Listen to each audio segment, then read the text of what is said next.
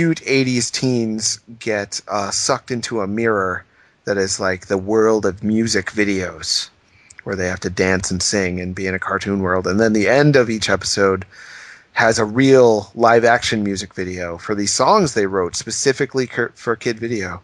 Can't really do it justice. You'd have to see it. Kid video, check it out. Got an idea for a similar TV show. You do? Yeah, where kids get sucked. Then the credits roll.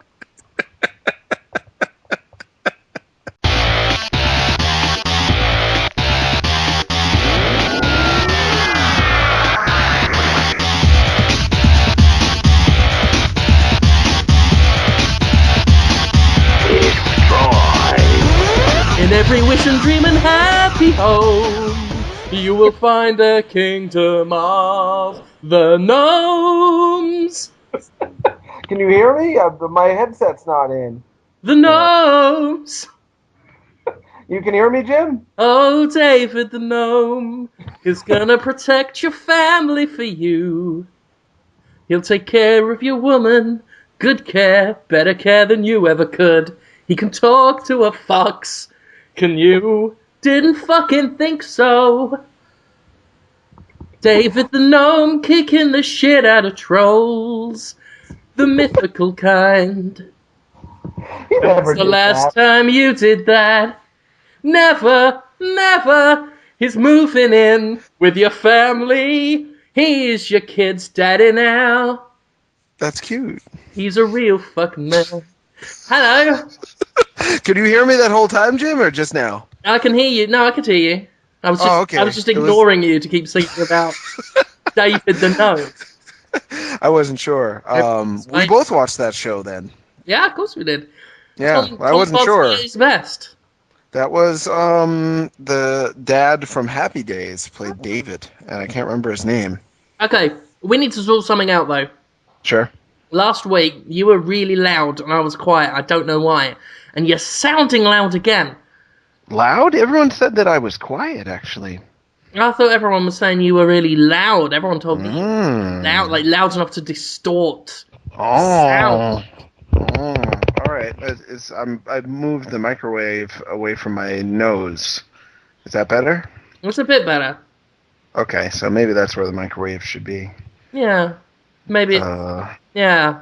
But they said I got really quiet too, and I want to apologize to everybody. I didn't know that was happening, and I have gone into every nook and cranny of my personal computer to make sure no processes are running, and I just updated the Skypes. I did everything I could to make it not so technically. Okay. flawed. There were bits with me echoing as well, where it's like the microphone and headset all like properly plugged in or whatnot. Huh. Maybe I should just go with the mic in my computer then instead of the headset mic. The headset mic's so much better though. No, yeah, I'd stick with the headset mic, yeah. Okay. Well, that's a little fun inside baseball for the Podtoid listeners. Oh yeah, they're having a right laugh. While we sort out the technical stuff, because I was so eager to sing David the fucking Gnome at you that I started with that and had to get it recorded, because, this is going to be great. This is planned. This is written content. But I had to do that and then discuss the technical details that, frankly, I should have discussed with you first. But I thought it was so much better that you would have a nice, lovely surprise. It was a great surprise, and it's one that I like it when you sing all the time, but it's even better when I know the song like that.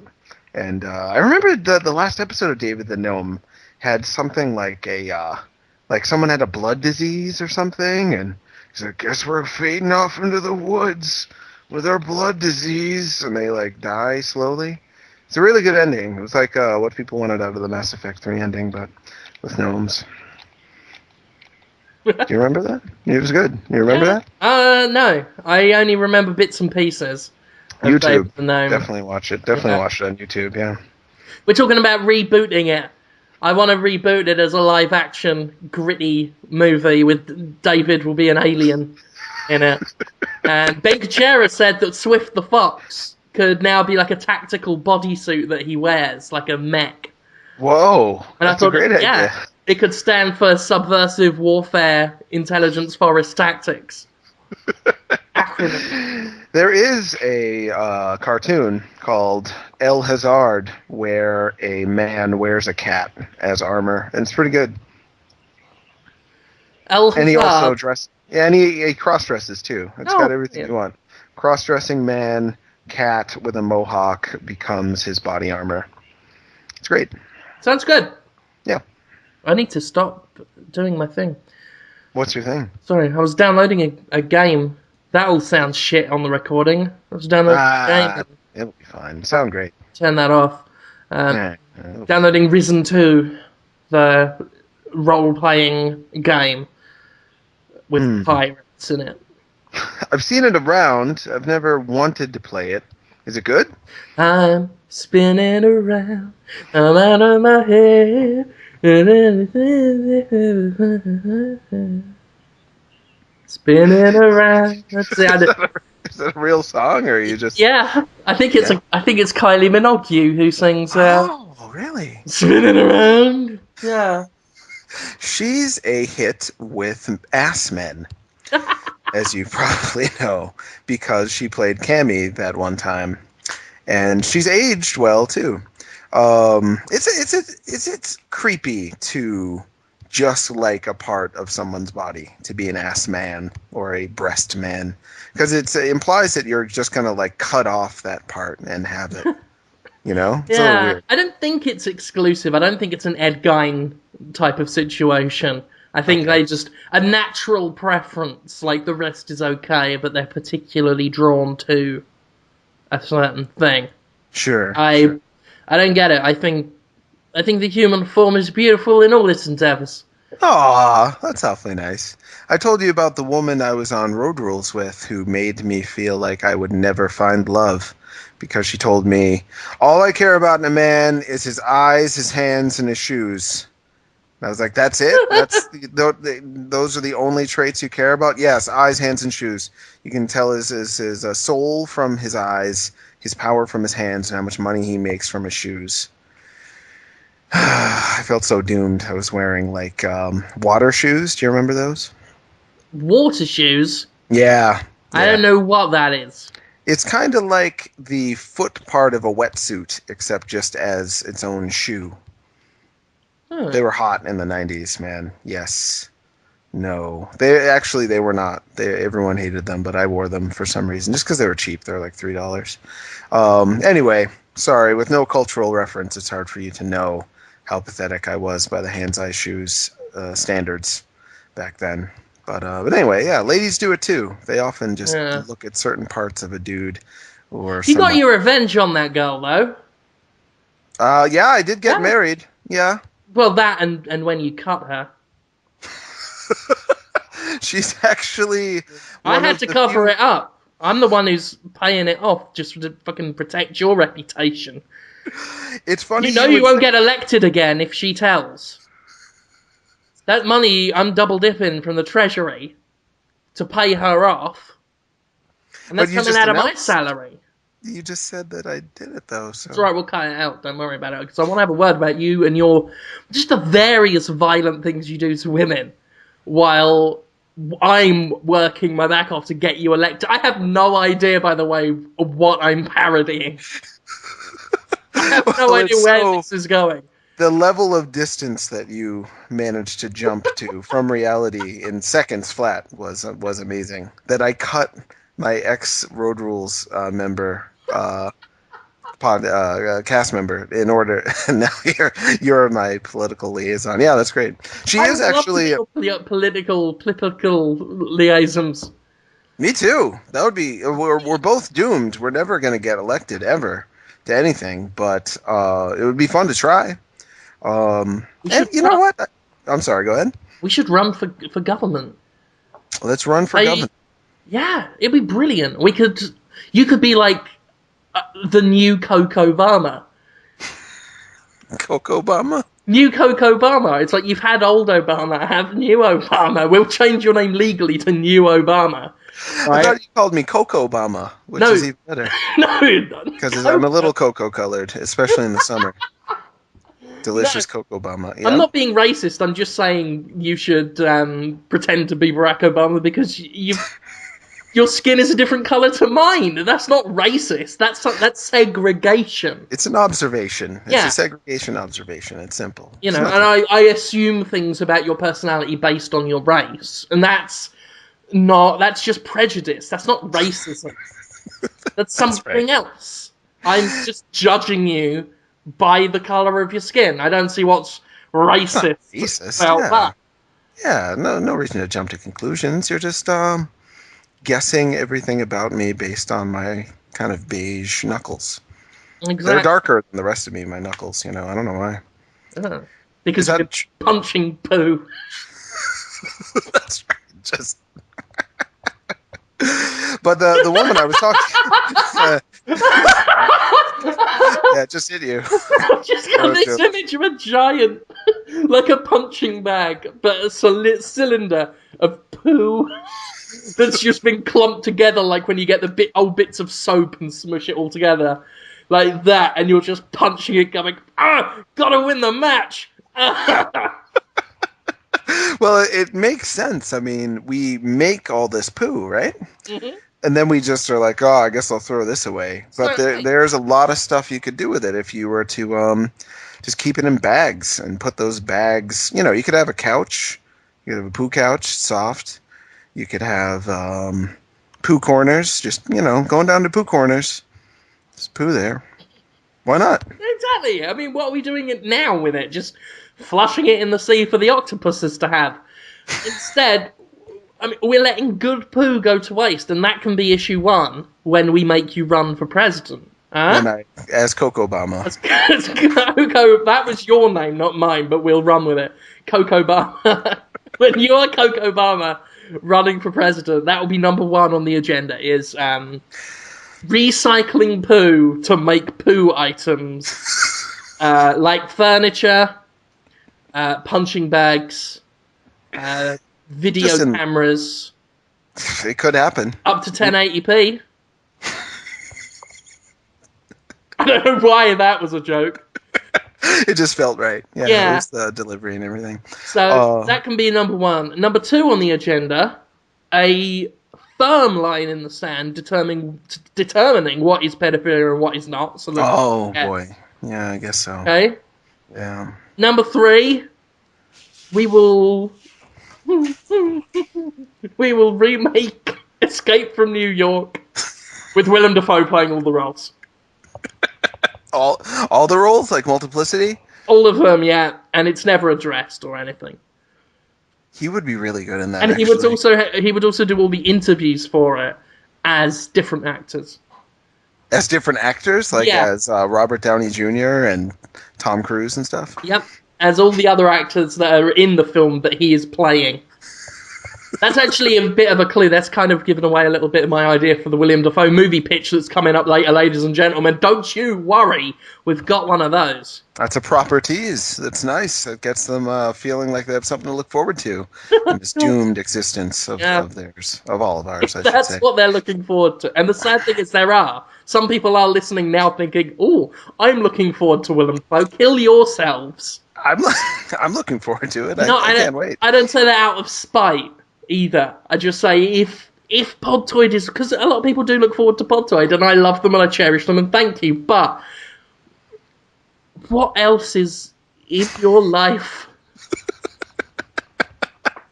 It is. You take yourself for granted, Jim. I've said this before. I'll say it again. I take myself in my right hand when I'm masturbating. Only joking. It's my left hand. That's the punchline of the joke. I didn't know that. I'm now picturing you starting with the right hand and being like, "Oh no." The joke is that it's actually my left audience. Yeah. Well, I mean, the thing is, you need your right hand on the mouse at all times. Because the second you're done, you are clicking X's like there's no fucking tomorrow. As soon as humanity's returned to your brain and you're thinking, what am I fucking doing? Click, click, click, click, click. She's still moaning. Now it was sexy 3 seconds ago. Now it's embarrassing. Get rid of them. Yeah, isn't that they say that's the time that a human being is actually fully evolved is the moment after you've had a sexual release. And then all of 10 minutes later, you're back to being half Neanderthal. Here we are. Yeah, this is what we are. It's when you're at your most alert because you're listening for your mum, even though you now live on your own, or you own a house or you rent an apartment. But as soon as you're done, you're still listening out for your mum to make sure she's not come home, or she's just going to come in and tell you to clean your room and see you whacking your lad. You are acutely aware of just how disgusting you are. Or you were. I mean, you've gotten it out of your system, so you're like, Yeah. oh, wow. I was such a possessed with lust, disgusting sort of animal. Pitiful, Silent Hill type creature that I was. It is true. You become a Silent Hill monster. That's why they made them up, I think. Especially Silent Hill 2. That's all just horny dudes and ladies wiggling around, and some sexual assaults even in that one. There is. Yeah, There indeed. is.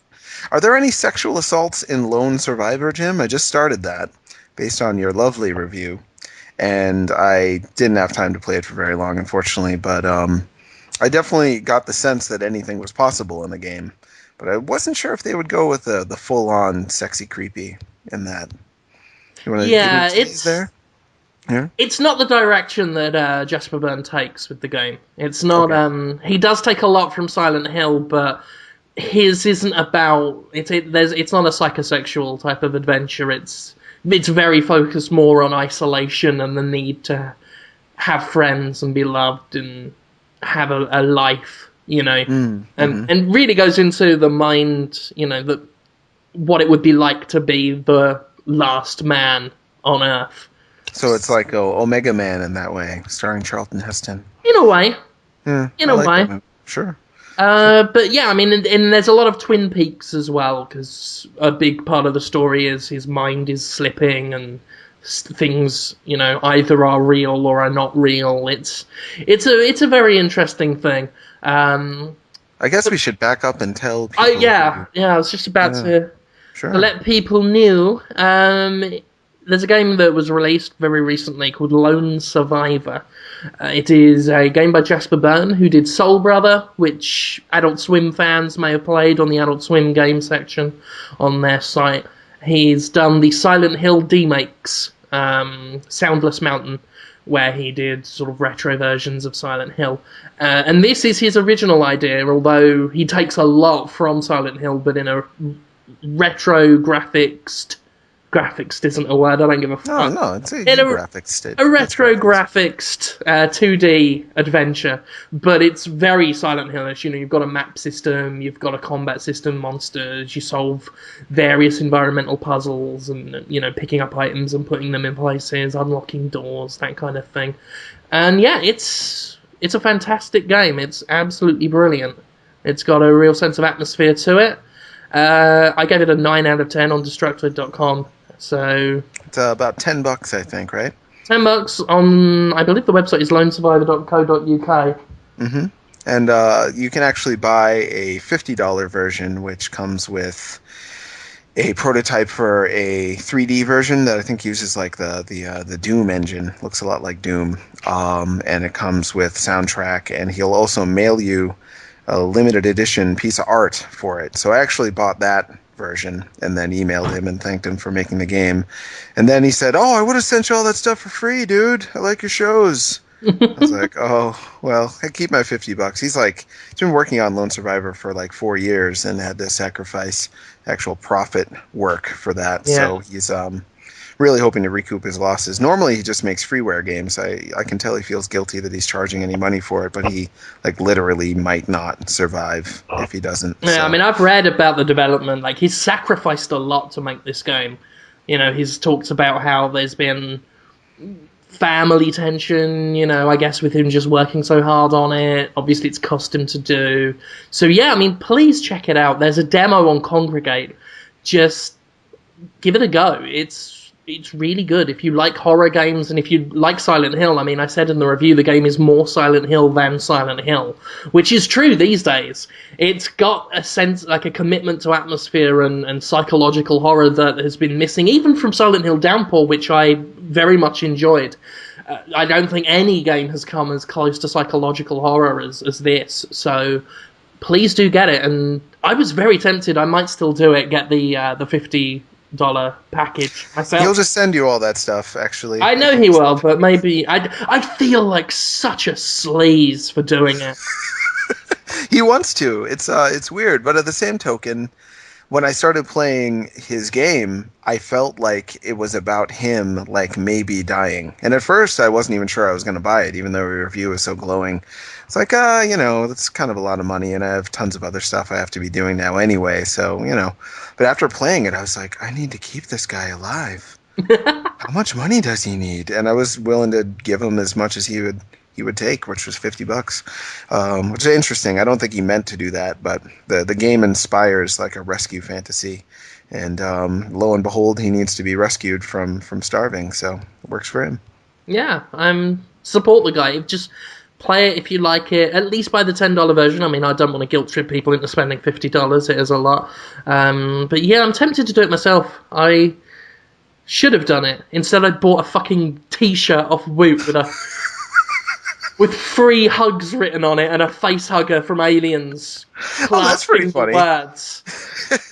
It was the signed piece of art that really got me for $50. That's worth it. Yeah. I think I want, because I've become a huge fan of the Thing, and I want little action figures of it now. And yeah, I wonder. And... I was asking him. I'd never talked to the guy before, but I emailed him today just to tell him I liked his game and to see if he wanted to come on the talk show Sup Holmes sometime. So he'll probably be on that on the 15th if everything works out. But I also was just small talking about putting it on other consoles, and he said he'd really like it to be on the PS3. Though the only developers I know who might be able to help him with it real quick would probably be 3DS developers. So he asked if I could put him in touch with them, so I might be able to help him move forward with that. That would be great on the eShop or something. I think the just so people know who haven't played it, the kind of most interesting gameplay mechanic of Lone Survivor is that when there's monsters coming at you, you usually have a place to kind of recede into the background and hide from them. And they don't have eyes a lot of the time, so it kind of makes sense that they wouldn't be able to sense you because you're sort of out of their line of whatever their senses, I guess. And that would be perfect for 3DS. The best 3D games I've played have a purpose to the 3D, but it's also subtle and not like distracting and taking you out of the game by just thinking, oh, 3D magic, instead of immersing you deeper into what the game is offering. So that would be good, because I mean the 2D graphics of Lone Survivor can make seeing the hiding places a little difficult. Mm-hmm. So actually have them recessed a little would be very helpful, I think. Yeah, and just make it feel more like it's really happening. That's what I love about pixel-based games on the 3DS is, when you play a flat pixel-based game, it's in your face, like, this isn't real. But when you play it in 3D, there's just a subtle hint that, maybe these, completely abstract shapes are actually real because they seem to exist in a 3D space. It's nice. That's my favorite use of 3D is pixel games like Mutant Mudds and the Kirby's 3D Classic and all that. Looks great. Talk. Yeah. Did you? I was going to ask you. I was kind of surprised, honestly, because I know that old style pixel-based graphics aren't always your favorite. You don't dislike them, but you don't like them actively for their own sake. But they seem to really work for you in Lone Survivor. Why do you think that is? I think it's more that the limitations of the pixel-based art style make the fact that it's already that successful just even more impressive.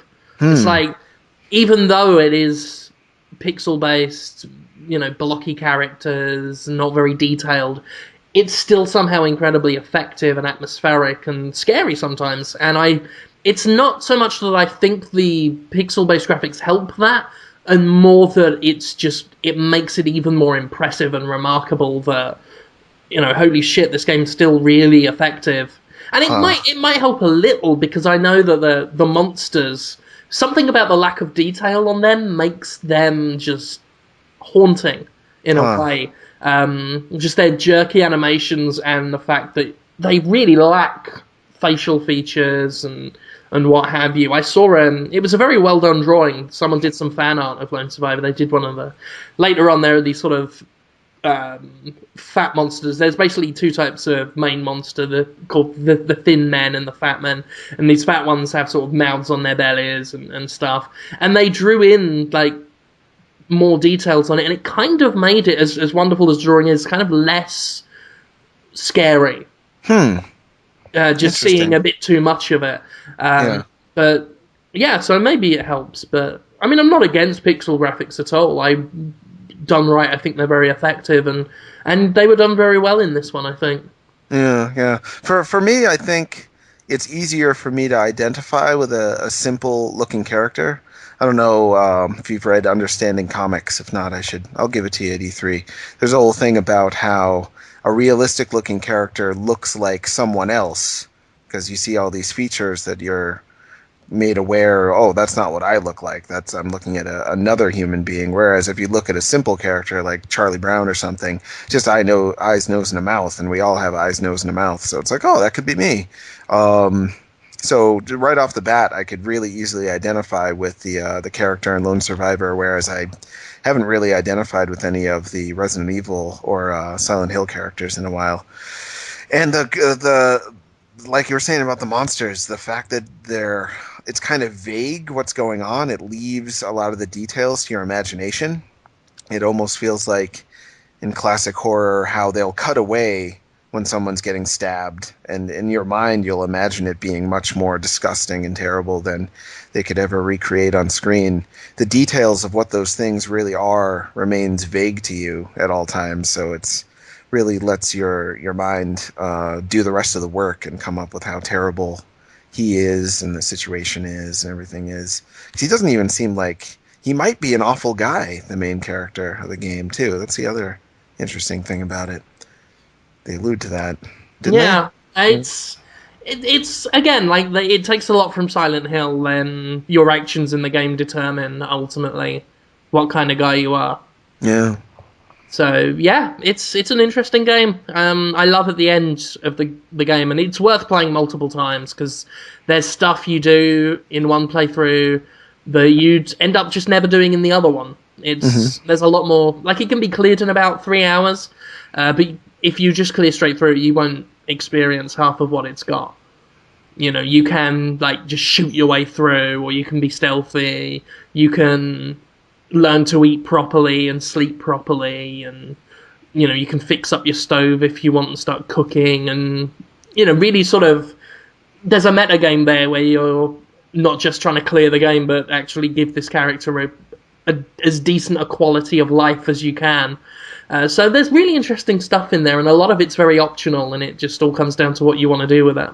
Yeah, yeah, that's what they were going for with Heavy Rain too. I think to really make it feel like he's is a real person doing real things and kind of meditating on the minutia of life. But in Heavy Rain, it just annoyed me hard because I couldn't Yeah. relate with any of those characters. But in Lone Survivor, from what I've played anyway, it really works to make it feel subtle but evocative at the same time.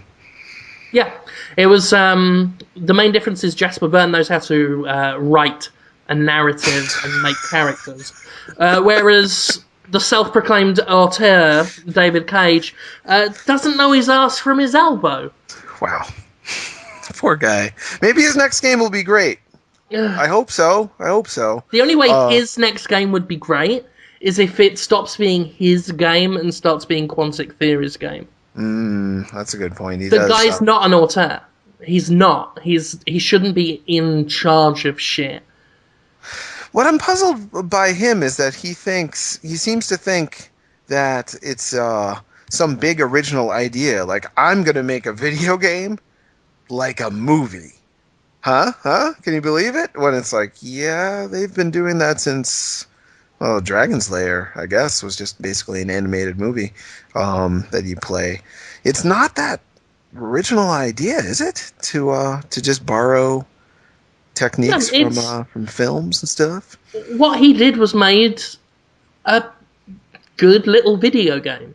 it's not what everyone else says it is. It's not, as far as I'm concerned anyway, it's not this narrative tour de force, this triumph, this emotional fucking, oh, you've got to be a father to understand it. Fuck off, you dick. As a video game, it's okay. If it was a movie, it would be laughed out of any serious movie showing, ever. Yeah. It's embarrassingly written. If that's the best video games can achieve, that's something to be cringing about, you know? It's something to be humiliated by, to think that that is the best there is. And I disagree. I think there's better examples in video games of storytelling than Heavy Rain. Oh, sure. That said, yeah. Heavy Rain is not the type of game you would expect to perform well on store shelves in this day and age. It is very narratively led. It is a single-player game. It is, it's not original, but compared to everything else that's out in the retail space, it's different. Certainly, it did better than, was the one Purple Problems? What was the one before that? Indigo Prophecy. Indigo Prophecy. That's what it was called here. Yeah. But the point I want to make is, as much as I'll shit on the game's story, I do reserve an infinite amount of respect for what it demonstrated. Oh, sure. So, it demonstrated how a game can be successful without following the crowd. It's not like the guys at Capcom saying Resident Evil 6 must be an action game because we want to appeal to the Call of Duty crowd, because that's the only way to be successful. Games like Heavy Rain and LA Noire, and even games more like Skyrim, these things that are single player, not exactly 100% action led, very focused on story, for them to do well just constantly disproves the ridiculous fucking market research that goes on at these publishers, where they think everything has to copy Call of Duty and you'll copy its profits. So as much as I slag off Heavy Rain, and as much as I think David Cage is a person, I do still infinitely respect what the game did. So me too. Yeah, me too. I'm glad he made it, and I hope it leads to bigger and better things. He's announcing his new game pretty soon, I think, right? Yeah. I think I'd heard like an announcement of something coming soon, so I look forward to that. Maybe E3 will tell us what they're doing. If David Cage just had someone who stood over his shoulder and every 5 minutes just hit him in the back of the head with a rolled up newspaper and went, "No! Naughty boy!" I think just out of Pavlovian responses, he will eventually make something not shit. Because I reckon he has a bad idea every 5 minutes. So if we just time it right, we'll knock him out of his fucking head. What I'm hoping he does is take advantage of the fact that he's working in video games more, and just like less obviously worship every aspect of quotes serious movies unquotes. I mean, he's got a medium where he can do absolutely anything, and what he chose to do was like the shaving part, the making the eggs, just so many aspects to Heavy Rain. The farther it went, I actually played a little more of it, the more it just seemed like an accidental parody of Seven or something like that, as opposed to even trying to be its own thing. So I hope he takes advantage of the medium a little bit more. Well, the thing is, he does. He takes advantage of a medium so desperate for adult narrative that they'll take his juvenile dreck and think it's brilliant. He's very good at taking advantage of video games, because I have a feeling that man's tried to make movies before, realised it's difficult, and thought, I can peddle my shit to gamers, and they'll be grateful for it. Yeah, it's interesting. I think making a game, at least from what I'm told, it can be much harder than making a movie, especially if you're just making a drama, not a special effects movie, or making a comedy. It can be much more time consuming and blah, blah, blah. But to craft a story, you can get away with a lot more in gaming. I don't mean to imply making games is easy. Yeah. It's obviously very difficult and, depending on the scale, very expensive. But it is a lot easier to get critical acclaim for your writing. due to a mixture of gamers being desperate and reviewers are being spineless. So, yeah, there you go. I still could not believe that Heavy Rain was getting so much praise for its story. I mean, fair play, reviewers can say and do whatever they please. I'm certainly not one to complain about reviewers doing things. But it did surprise me, and I remain Yeah. surprised. The 10 out of 10s it got that I saw, usually from like desperate, sad, at least they seem desperate and sad to me, reviewers who work for newspapers, and all the people I know who review video games for newspapers are just, it's no, I'm not disrespecting them or saying there's anything wrong with it, but they're treated like fourth class citizens in their workplace because you've got all these people who want newspapers to survive. They want old media to survive. So there's all this resentment of the internet, and along with it, the upsurgence of video games, and they just think it's crap and give them, a 3-inch by 3-inch square in the newspaper to write their reviews. So they're desperate for video games to be taken seriously, which had them desperate, I think, for Heavy Rain to be taken seriously. So they were giving it 10 out of 10 all over the place, and it's just not crafted well enough to get that kind of score by most people's standards, I think. I think so. I mean, just as a game, it's okay. It's good fun, but it's not. It's awful narrative. It's narrative on par with, you know, the worst ending that Hideo Kojima left on the cutting room floor. It reminded me of, did you ever see Adaptation? It's a movie. I've heard of it. I think you should watch it tonight. Yes, that's what you should watch. It is a movie where Charlie Kaufman, who wrote Being John Malkovich and Eternal Sunshine in the Spotless Mind, it's autobiographical. Oh, I've heard of that. I've had plans to watch that for a while. You should. Yeah, it's Nicolas Cage playing Charlie Kaufman and Charlie Kaufman's brother, Donald, who is his twin brother, who doesn't exist in real life. And Donald kind of represents like the innocent but kind of naive and stupid and in terms of creativity, just totally devoid of any originality side of Charlie Kaufman, who's just like, I want to make an action movie where Will Smith will drive a car and shoot a gun at the same time, that sort of thing. Just running so hard to make something successful and just running with kind of juvenile instincts.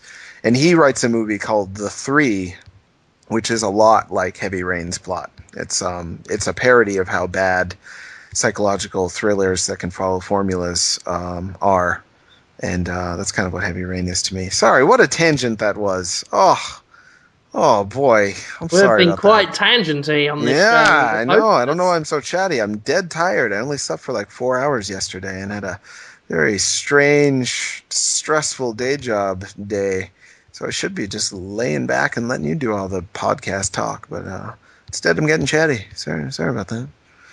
Back You're off a little. welcome. People like it when you talk. A lot of people say their favourite moment is when I leave and you talk on your own, which makes me feel fantastic.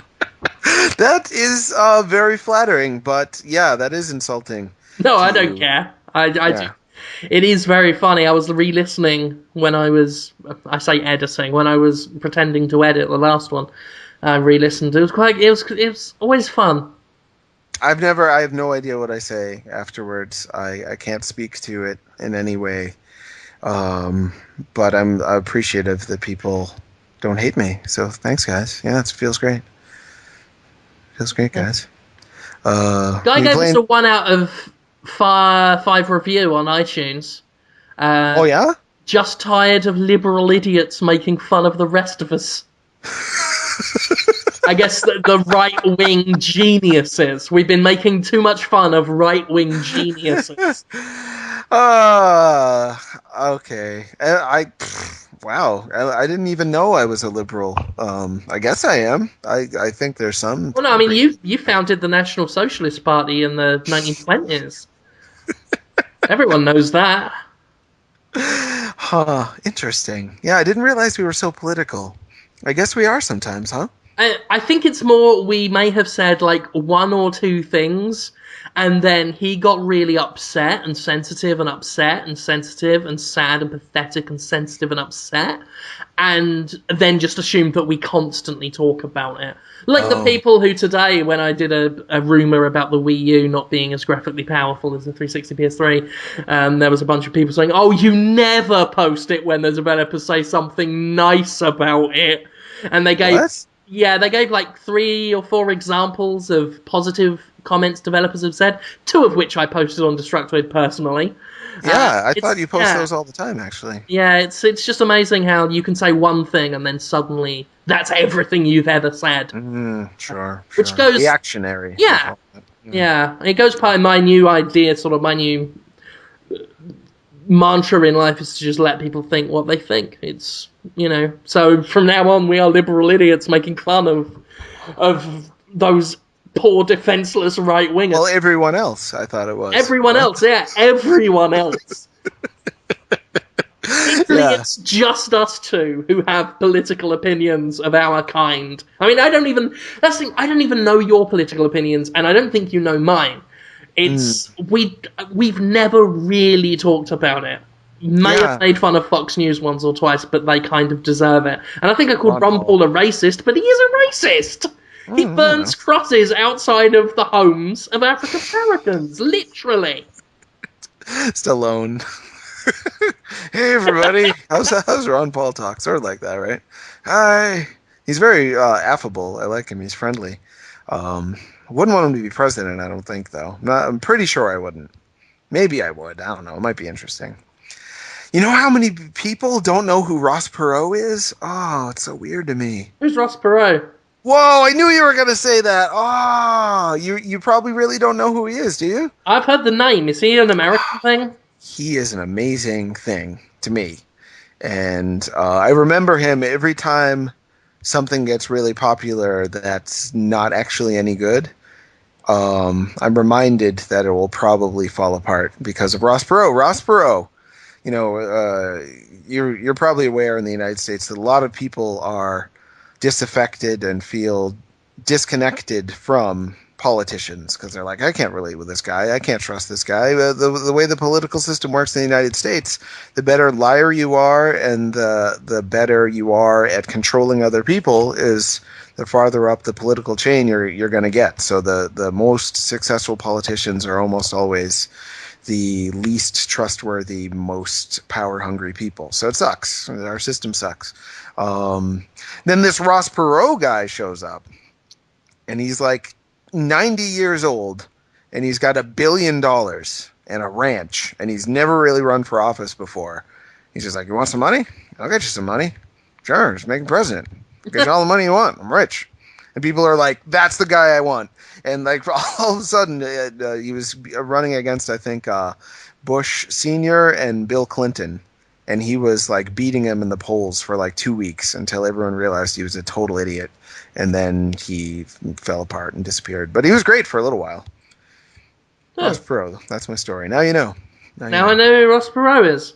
Yeah. And that's Ross Perot, not Prospero, the character from Shakespeare's The Tempest. Whoa, man! I didn't know you read Shakespeare's. I had to. For school? They make you do it in English, and then I did studied The Tempest in college, performing arts. Oh that's how nice. Back when I thought that I had a future as some sort of actor. You still are. Come on. You do a video series every week. Well, most every week. It's been. Plus, everyone knows that all my reviews are 100% made up lies. Yeah, it's just you're in character. Yeah, all the time. Did you want to talk about other video games that came out? I played some this week. I played Closure. Yeah, it's been a great week for video games for me. I've really been playing them and liking them. Not as much as I want to, but I've been making an effort. Jonathan Holmes, tell us about those video games. There ain't no party like an S-Club party. S Club 7, right? Yeah. I remembered it. Yes. That was their famous song, Jonathan Holmes, tell us about your video game. That they recorded in 1999. I was alive then. Maybe You they were? knew me. I was on TV then. They might have actually Oh, you known who I harking on was. the old glory I days. have been talking about it a lot this episode for some reason. That's We've weird. never exploited it. You know that? Well, Like it's we've not got really. I don't know if that you can. we've It's got like MTV's most famous celebrity on this show, and we've not exploited it ever. it's kind of like exploiting having a very small penis. It's like, check it out, guys. 3 inches. What can we do with this tonight? It's like not much. There's plenty of other better penises around. Oh, not with the penis exposed though. I mean, I'll expose it. Expose the penis. Unlike the other guys, we won't show it to you. I'll show it to you. That's how I That feel. should be right. Hear me out, Jonathan, my Okay. my old friend. How about I contact MTV? I know Hmm. a guy, probably. I know a guy who could fix a guy to get to a guy to pitch MTV's exposed penises with Jonathan Holmes. Every week, you get your penis out. We'll paint it a different colour and pretend it's a different person every week. Pretend the penis is a different person every week, like a different colored person. Now, yes, we'll put little glasses on it, little beards, hats. This week I'm interviewing Abe Lincoln, and right, you'll be lying on the floor with a blanket over. This is fucking. Oh god, I'm excited now. You'll lie on your back on the floor with an erection. Okay. A black blanket covering you completely, and the floor will be black, so they literally won't see you. A hole cut out around your sly hovis, which will be poking out, right? And we'll dress your blueberry dinkus up in various costumes because it'll be upright, so we can put little suits on it and glasses and draw faces. Obviously, first week Willem Dafoe, so we'll draw lots of lines all over it and like a massive Cheshire Cat smile. And I'll lie next to you, right? You? Yeah, I'll lie next to you dressed in in a tuxedo. Well, the top half will be a tuxedo, then sparkly thong, glitter thong, and I'll lie on my side with one foot on one ankle, so I've got like one leg raised like a Roman emperor. It'd be great. It'll look really classy. I'll Mm. have a microphone, and then I will interview your dressed penis as if it was the thing. So I'll be like, "Hey, Willem Dafoe, I heard you're starring in a new movie this week." Yes, that's right, I am. I'm starring in a new movie. I can probably just keep the microphone held to my mouth because I'll do all the voices. I don't think anyone will notice. So my only role in the show is to just lie there with an erection for like a half hour. Easy job. Right? You've got a pretty easy job. So you will just lie there, your penis poking out a blanket. I'll be lying next to you in a tuxedo top and a thong, talking to myself, doing funny voices to showcase my vocal talents in case anyone's listening. So Yeah, there that'll will a lot of people will be listening. A lot of voice actors and puppeteers. I bet the whole Jim Henson company. No, I failed at talking. Sorry. Anyway, you were exactly. saying? Yeah, We I might shouldn't talk. we'd probably get picked up off it because then, Jim Hmm. Henson watches it and he says he's probably still alive. Jim Henson watches it and he says, "Oh, you know what? Them's two are brilliant. I want them in my office, and I'm going to have them remake Dark Crystal and call it Dark Crystal 2, Too Dark, Too Crystal. And we'll do Hmm. Dark Crystal 2, and we'll dress your penis up as little gelflings and skepsies. And do Dark Crystal, and I will play the crystal. So my penis will play every character, and you will play the crystal. Yes! Yes, Yes! it wouldn't do badly. It would be something of a I tell you an what, I know. anomaly. Yeah. Once we've done Dark Crystal, we can move into children's television and and do Sesame Meat. We're so happy about that. Dress your little you'll dress your hungry Norris up as Big Bird. I will be Snuffleupagus, right? And I will go on and I will say, today is numbers.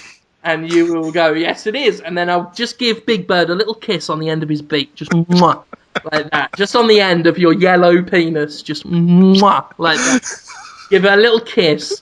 And then the credits for the roll. children. And Yeah. it'll go, everybody, Jonathan Holmes has got a penis. Come to Sesame Meat. Sesame Meat. Who will you see their big old cock?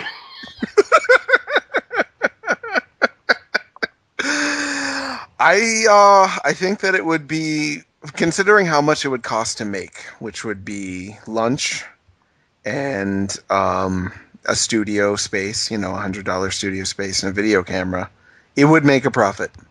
Your show. Yeah, I think the biggest expense will be the acrylic paint. Yeah, and my penis. Yeah, because I'll want quality. Problem. I want will quality, cost me. so I'll be using Games Workshop paint, actually, the enamel stuff, the stuff they use to paint, lead and metal. That's bad for your figurines. skin, particularly your penis skin, so I've been told. Well, like I said, we'll spare no expense. If we're going to have a budget, I want the best. My penis would die from that if it was repeated exposure. It could probably last a week of that, I think. I covered my body in acrylic paint once. That was a strange thing. And I felt like I was going to pass out. I got sweaty and tired from my skin being suffocated. It was bad news. So, but yeah, I'll be fine. Don't worry So about it. we should be able to do that. I mean, you said we got a life expectancy of a week. Yeah. We can do it in a my week. penis could last a week. Who knows? Maybe Give or it'll take grow a back. few hours, we can do it in a week. Yeah.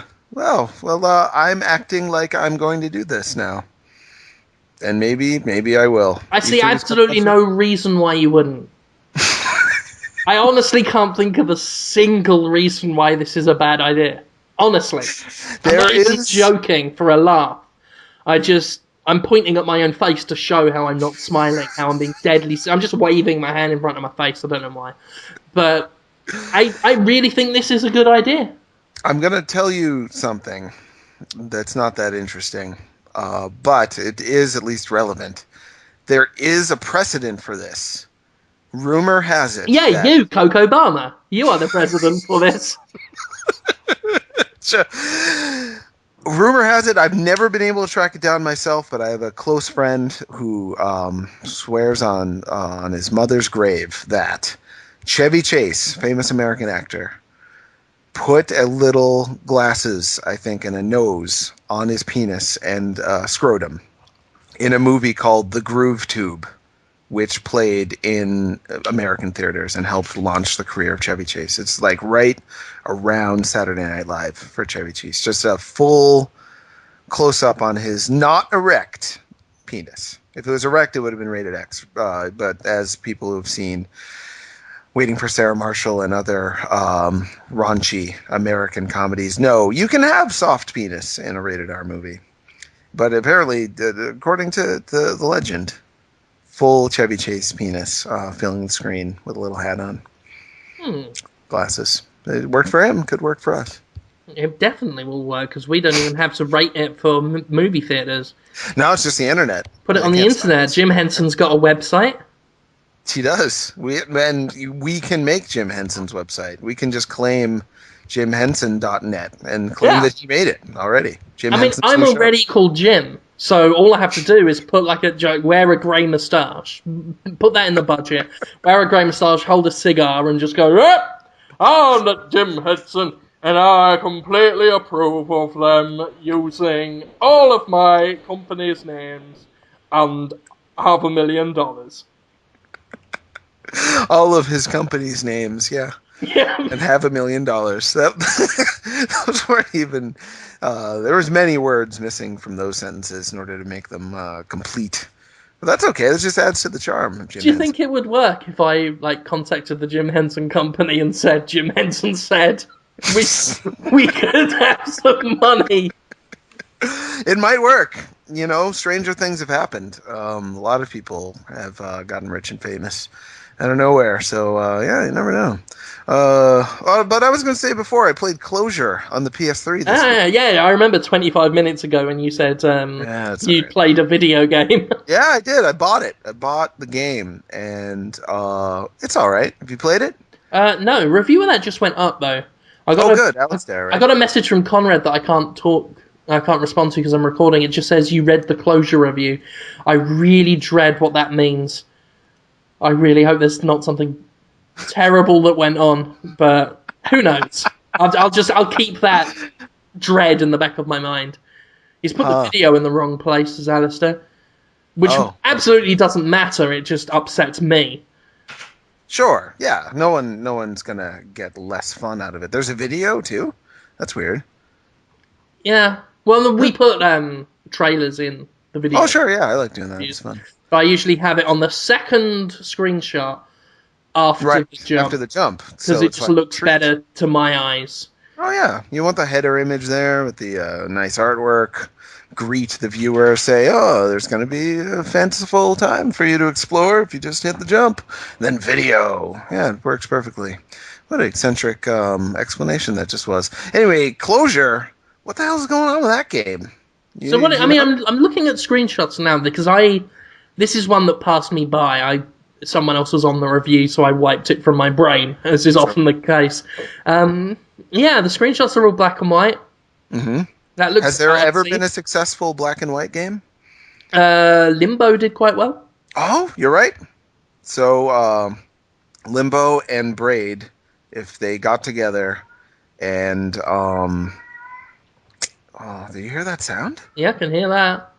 What a weird thing is happening right now. Wow. Is that cat trying to talk to you? Yeah. Is it a cat from the future that's warning you about your imminent death? I don't know why he's acting this way. He was just trying to eat the other cat. Um, Now he's like, oh yeah. I don't know why he's so sassy over there. Quite Sorry about the sassy, huh? cat. I'll just keep talking over him, I guess. Yeah, Closure, you play as a little crab monster in a black and white world, and if you go somewhere that's dark, then you fall into a bottomless pit. So it plays off of the old object relations. I just realized, remember a few weeks ago I talked about object relations? And how if you cover a little kid's eyes, they think you disappear? Yeah.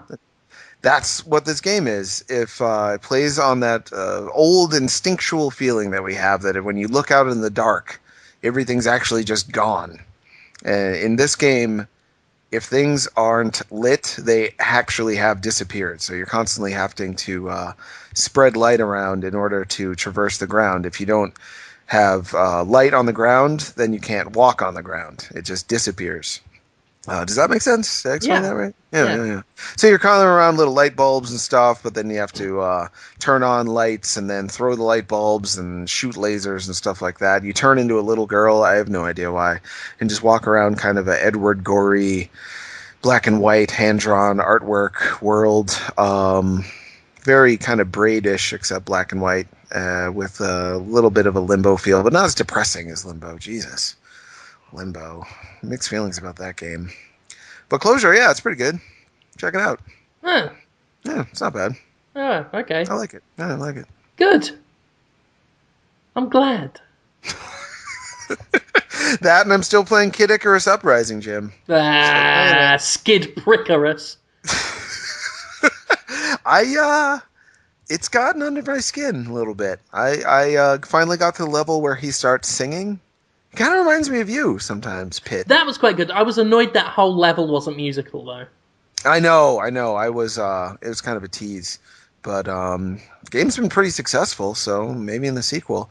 It made me think while I was playing it that I'm pretty sure they're gonna pick Sakurai if they have to pick anyone. He's the developer of the game, also creator of Kirby and creator of Smash Brothers. If they need a new Miyamoto, if they need a new figurehead and kind of overseeing creative director for all of Nintendo, I think it's going to be a Sakurai future for Nintendo. I'm guessing in 10 or 20 years he'll be the guy, and it's going to be pretty weird because that's a weird game, Kid Icarus. This is not a normal game by No. any stretch of the means. So, what do you think of that? Can you imagine Sakurai? I don't know if you're familiar with Smash Brothers, really, but I know you're intimately acquainted with Kirby, so you can speak to whether you'd like a Sakurai-ruled Nintendo future. What do you think? Outside of Kid Icarus, Sakurai does fine work. Mm. Fine work. Obviously I love Kirby. I like Super Smash Brothers. I'm not in love with the series, but I do enjoy it.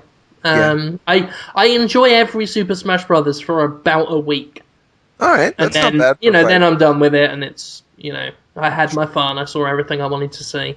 Sure. I totally understand why people do get into it though. So yeah, he does good stuff.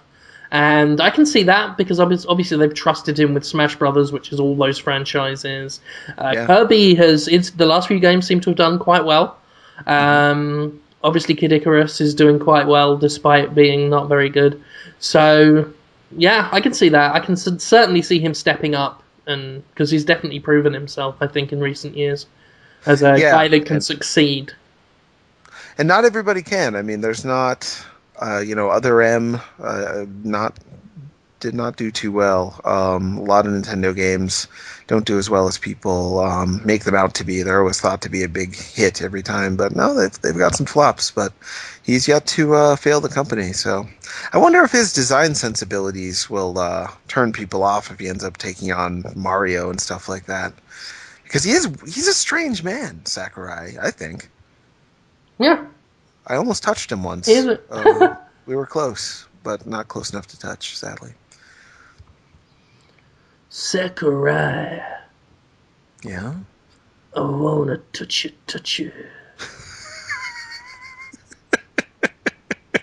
I wonder if he'll listen to this. Probably not. Never. Probably not. Yeah. No, I think Nintendo's the only company that I don't have PR robots listening in to listen to me slacking them off. So I think we're safe there. Yeah, probably. Sony, Sony, I know. Listen, they have ears That's nice. everywhere. I like Sony. Give me a PS3. I've already got one. I just felt like being petulant. Yeah, why not have another one? No, you're gonna need a PS4 pretty soon when that comes out with its are they saying that's the one that's gonna the rumor has it it'll have DRM all the time, or is that the That's the 360? 360. The rumor with the PS4, which they're calling the Orbis, is that it will. And there's a similar rumor about the new Xbox, but there is a rumor going around that both of them will block used games and basically have automatic online passes all the time, which Mm. strikes me as highly unlikely. I think it would be incredibly dangerous, too big a gamble for any of those companies to take a risk with, not while GameStop's still powerful enough. Sure, sure, sure. But if GameStop can issue online passes for a fee, I guess it might work for them. It might Didn't work, they? but Yeah. the trouble is GameStop makes all its money off of used sales. They Mm-hmm. don't make, from what I've heard, they make money in the single digits off of new games because the publishers Huh. don't cut good deals. Sure. Um, so there we go. I actually learned the other day that Best Buy cuts publishers in for a cut of the used sales they make. Oh, really? I did Huh. not know that. I was told the other day. So yeah, if you ever hear a publisher chatting shit about Best Buy, I think that's why they focus on GameStop. Mm. But yeah, used sales are not universally terrible. Best Buy at least is in bed. They have much better trading deals as well. I mean, if you're going to trade in anywhere, I wouldn't even say go to GameStop. Do that shit at Best Buy. They cut some very reasonable deals that last longer than Huh. than GameStop. Apparently, there are a lot of. I heard a story about some GameStop managers trading in their games at the Best Buy over the street because it's just better. So yeah, I would say do that, but Huh. I'm Good to not so know. sure I believe those rumors. Yeah, I think it's a bold move. I'm certain discussions have taken place. Absolutely Sure. certain discussions have taken place, but I don't think either company is stupid enough to risk it. You know, they don't even take risks with their fucking video games, let alone their entire business model. So Yeah, that's true. Yeah, I'm trying to think of a time when a company has made that big of a mistake or just that bold of a move in general. Closest I can think of is Nintendo sticking with cartridges, even though clearly they were worse in every way than disc-based media. That's yeah, as close to that big but of a again, mistake, and even that, yeah, it's not even. it's less. I mean, the thing is, companies will make mistakes by sticking to their old ideas. Like they'll cling to their old ideas. The things you don't catch companies doing is making big mistakes with new ideas. Right, Very new, rarely. risky, Yeah, consumer enraging ideas like exactly. that. The thing you got to understand about most of these corporations is they are traditionalists by nature. Mm, They're hmm. usually run by old men that don't like change. Sure, You know, sure. this is why we have companies that try to legislate rather than innovate their own business models. You know, they try and create rules to control the internet, to control VCRs back in the day, you know. They get Wow, scared by really? new things. Yeah, you know, the MPAA, the things the MPAA is saying about piracy now is exactly the same shit it was saying about videos, cassettes back in the day. Like recording TV on your VCR and stuff like Yeah, they that? believe that would kill the movie industry back in the day. Huh, I didn't know that. That's pretty Yeah, funny. And I'm old. I should have remembered that. but I it's remember also watching. Yeah? sorry. I No, was go going to say ahead. it's also what developers and publishers are saying about used games now. Mm, Exactly the same. History repeats itself. Exactly the same. They talk about like Dennis Dyack blaming games being expensive on used games. Never mind the fact games were more expensive back in the day. Never mind the fact that everything he said was bullshit. You know, he was saying, oh, games don't go down in price because they keep them expensive to make up for used sales, which isn't true. Any smart gamer knows not to buy a game at launch because it'll be knocked down by about $10 next week. sure, sure, You sure. know, But games are cheaper now. I bought Super Metroid for $80 when it came out in 1994. And adjusted for inflation, I think that's like $130 I bought a yeah, new I mean, game. Can you picture doing that today? No one would do it. pretty much. And I'm not to say that, you know, that means games aren't expensive now, because I very strongly, because there are some people that say, oh, games aren't too expensive. They were so much more expensive in the 90s. Being less expensive doesn't mean cheap, you Right, know? that's true too. But for Dennis Dyack to say games are too expensive now because of used games is a line of shit. So there you go. Same with David Braben blaming used sales by saying, "Oh, everything's got online features in it now because you can't succeed because of used games." Again, it's like What? there's no logical strand that ties his two arguments together. He That's is not true though. Yeah, tons of single player games are very successful, absolutely, right? yeah. And the Okay. man, we were just talking earlier about Heavy Rain. The Oh. man's chatting shit, and they're Mm. very good at that. You know, they'll take two concepts. They'll take a concept gamers don't like and then just blame that on used games because there's no facts and figures behind the used games. We don't know how many are being sold. Right, right. So it's the unknown. They just grasp onto it and claim to know. To make them look good. Yeah. That's one way of doing it. What It a is, weird it is. thing, though. Yeah, just exposing yourself for being kind of dumb. That would feel bad. I'd want someone to tell me before. I always think that about Michael Jackson, too. Like, why didn't anyone just tell him? You know, like, don't do that. No, no, really. It's not going to be good with all of the stuff he did. It's a I think checklist. I think the only people near enough to Michael Jackson were too scared of him to do anything other than sit and clap while he eats his ice cream. But even his own family, you know, Janet could have took him aside and been like, "Hey, don't do that," and he would have She's been like, as "Oh, okay." she's as Yeah, mental as he is, though, isn't she? yeah, that's true. Yeah, huh, good point. You just figured out the whole Jackson problem in seconds.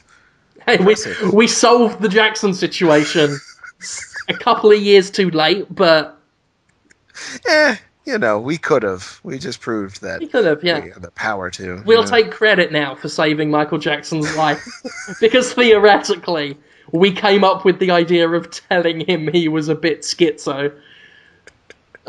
He mostly just, you know, he didn't notice that he was making the worst decisions over and over again.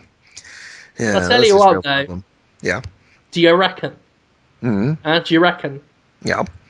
Was it pedophilia? Oh, what was the When subject? he was fucking children. Allegedly. Allegedly. Repeated, Go on, tell us. repeated What allegations. do you reckon he did? Oh, yeah. In detail, what do you reckon he did?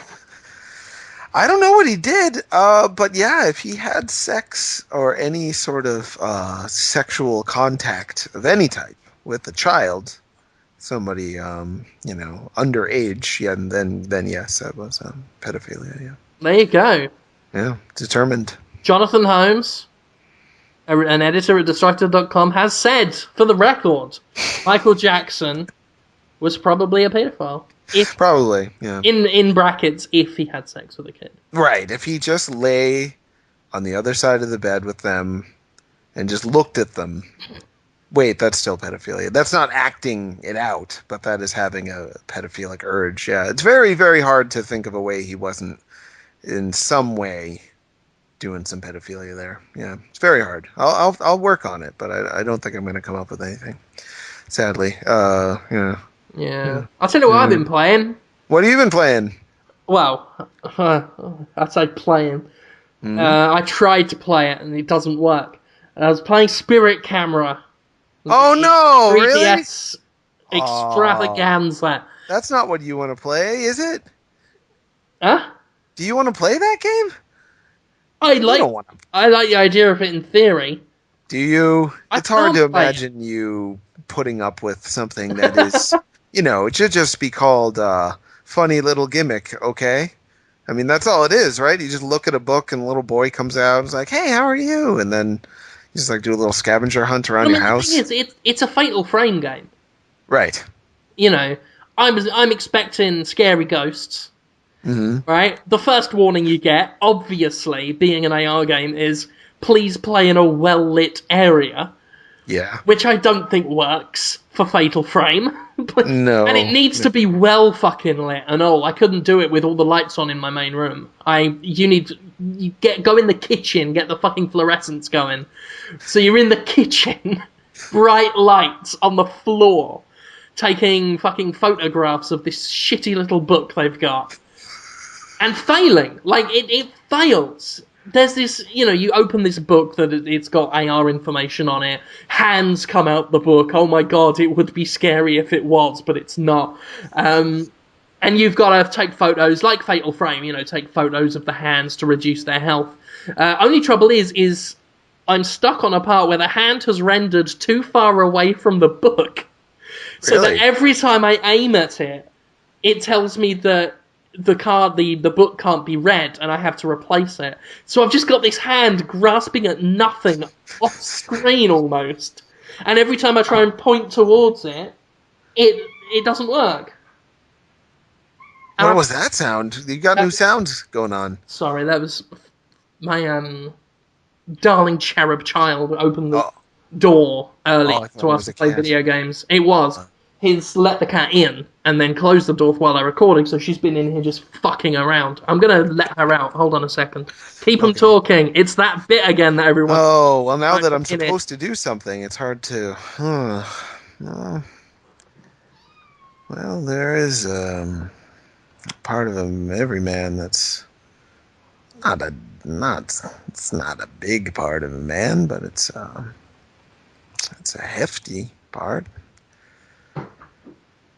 It's where his heart is, hefty heart. Heart is where the man's heart is in a hefty part. He won't turn into a dog. What? Oh, hey, what's up? I only caught that last bit. I didn't make any sense. Yeah, I don't know what I said. My cat knocked my Dance Dance Revolution for Wii over, which I've never taken out of its shrink wrap. Yeah, that's counterproductive. The Wii already has motion control. You don't want a mat, too. They already had a mat on the PlayStation 2 one. Yeah. So Spirit Camera, I shouldn't buy it. Is what you're saying. I might buy it anyway, just because it's such a piece of gaming history. Story campaign's 2 hours long. It $40 game, right? It said it on the Wikipedia, but someone took it off the page. I'm not even going to guess who did that, or, well, rather the company they worked for. It's awful. It really isn't good. I should buy it though. Like, I got it. even outside of that, like, I mean, it almost approaches something with the whole, you know, when you're fighting ghosts in your house, when you're not pointing at the book, there are some that will do it away from the book when you're. Like Face Raiders, kind of. Yeah, it's basically Face Raiders with ghosts. And that's it, I've got Face Raiders for Right. free. Wow. $40. You know, they were going to put a traditional Fatal Frame game on the 3DS that would just play with normal controls and stuff and be in 3D. But they were like, oh, no, no, no, it wouldn't be scary enough. You can't have a scary game on a little screen. You got to do something that'll really spook them with a book and the camera and well-lit areas and Yeah, two-hour it campaign. doesn't work. I mean, there's no atmosphere in I mean, the book is a fucking stapled bit of folded card. That's always closing on itself. It's fucking around with a book is not what I want to be doing when I'm playing a video game. I still say what they needed to have done is Uh-huh. fucking attach a high-powered torch on a bit of wire or a bendy frame, clip Uh-huh. it to your 3DS, and then walk around in the dark looking for ghosts. Whoa! A flame? A flame peripheral? No, not a flame, like a torch. Electric torch. Oh, electric torch. I thought it was To, like an like, open shine flame. lights on the walls and surfaces in your That could have been house. good too. You know, Sure, no sure. fucking AR cards and no books to fucking scan. Just, you're in your house and you can only see the ghosts through the screen on your 3DS. Oh no, it's so scary. Fucking brilliant. Yeah, That I would have wonder been why they good. didn't do that. That could have been great. I was Absolutely. looking forward to hunting ghosts, and then I saw the AR book, and I thought, well, fuck. This is ruined now. I'm going to be sat, craned over, underneath my fucking desk light, fucking taking shitty photographs, constantly getting up and down, because you got to bend over to get the book, then stand up and do walkabouts around your room like a fucking moron. That reminds me of the WarioWare that came out for the DSi when the DSi was first released. I think it was WarioWare Snapped. It's one of the lowest scores I've ever given a game. The only place I could play it was wedged between my sink and my toilet. Otherwise, because it was a camera game, it looks at you with the DSi's internal camera, and like you have to move around in front of it, like pre-connect sort of stuff. And it just physically was painful to have to play it. They made it so there was no way to play the game without being uncomfortable in your own body. Yeah, It's it's the opposite of what you want in a video game, right? You want to feel great. Yeah, I'm sick of Yeah. games that do that. Like, they don't give a fuck about the player. They just want to show off what they can do with the technology. Right, And it's like, right. I'm all for ideas, but not at the expense of the player. Never at the expense of the player. Sure, sure. The The the PS Star Wars Vita's got Connect. loads of that. Oh, already? I You haven't know, picked up the already, Vita yeah. yet. Fucking a lot of the launch titles were just, you know, press all of the buttons, touch all of the screens, like all of the time, forever. And I don't want to be fucking around with that. Yeah, I think that part of why people are so angry about Connect Star Wars and the Han Solo song is that it symbolizes a true disregard for the player, and instead just being like, "Hey, we can do a Han Solo dance number now, so we will because we can," even though no one on the planet ever wanted this to happen. No one. I don't think anyone did. No. Um, Yeah, and people are actually mad about it and blaming George Lucas, I think. Even though I don't think he had anything to do with the creation of that game. He I probably think it's approved more it. that he's just Star Wars' chief pimp, just hawking Sure. it out for anyone now. I see no reason to get angry about it, just because Star Wars hasn't had dignity for years. I don't know why anyone's surprised. I think it's because it's Han Solo. If it were the Lego Star Wars doing that, they'd be like, "Oh, it's just little toys of Lego, toys of Star Wars. That's fine." Or if it were Jar Jar Binks, they'd be like, "Oh, of course." But Han Solo is like the one character who, for Star Wars fans, he never got tarnished or they never depicted him in a way that fans didn't like. And this is the first time I can think of that he actually did something that everyone hates. It was amazing. I mean, like I say, I don't get being angry. It was a shock. When I saw it, I had like a mixture of joy and terror on my face, my mouth wide open, just watching him prance like a gazelle majestically to that fucking song. It's something else. I haven't played it yet. I've actually got it. Oh, you do? Yeah, they sent it on Monday, but I'm not reviewing it. Maurice Tan Oh, good. bravely volunteered. They sent me like the R2D2 360 as well. Oh, wow. That's cool. Joystick are giving theirs away. I'm keeping mine. I don't give a fuck. How many 360s do you have then? That and a normal one and a test kit. Oh, cool. Cool. Three's the charm, yeah. Uh, I should get a new 360. I'm afraid mine's going to melt at all times. It howls like a demon every time I turn it on. You know, ugh, I know it's going to die. That was actually, I didn't really think of a Willem Dafoe pitch this week, but for a second I started to form a thought of like, what if Willem Dafoe was in a movie that was kind of like Zapped?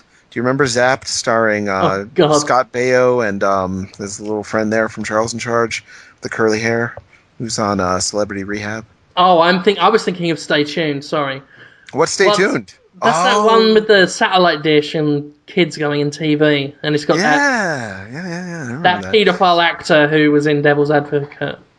Uh, this is Al Pacino? Is he a No, pedophile now? no, the redhead guy with the Jeffrey weird Jones. I'm so sad devil he's probably a face. pedophile because he's so good at acting. He makes me so happy. And Well, that's why he Howard the was able to Duck. get away with being a pedo. You got to watch out for the good actors.